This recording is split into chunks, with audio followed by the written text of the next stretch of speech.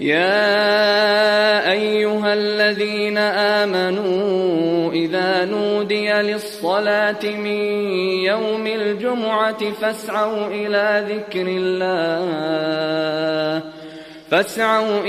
ذكر الله وذروا البيع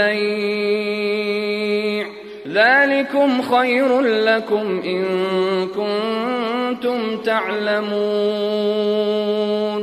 فإذا قضيت الصلاة فانتشروا في الأرض وابتغوا من فضل الله واذكروا الله كثيرا لعلكم تفلحون.